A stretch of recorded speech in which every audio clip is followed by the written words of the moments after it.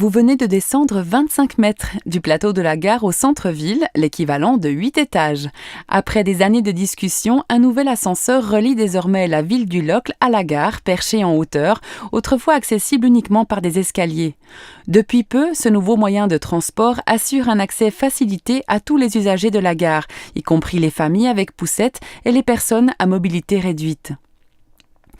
L'ascenseur du remontoir débouche directement sur la place du 1er août qui se trouve à votre gauche.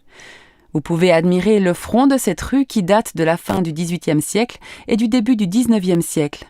Cette suite de bâtiments contigus sont typiques de l'urbanisme horloger. Ils abritaient autrefois des ateliers d'horlogerie. À l'époque, on travaillait à domicile. Une multitude de commis couraient d'un atelier à l'autre pour apporter les pièces nécessaires à la fabrication des montres. Cadrans, boîtiers, aiguilles, etc. Ces éléments étant assemblés au sein d'un atelier d'établissage. C'était ce qu'on appelle le système de la ruche. Il fut ensuite remplacé par le modèle industriel inspiré des États-Unis dans les années 1880. De ce modèle, s'appuyant sur le principe fordiste, procède la construction des premières manufactures horlogères. À l'image d'une ruche, justement, la place du 1er août devrait à l'avenir abriter le nœud des transports publics de la ville.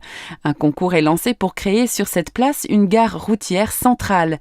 L'objectif est de réorganiser les lignes de bus et de diminuer la présence des voitures dans ce lieu stratégique. Pour poursuivre la promenade, dirigez-vous en direction de l'ouest et partez à la découverte du quartier des écoles et des usines.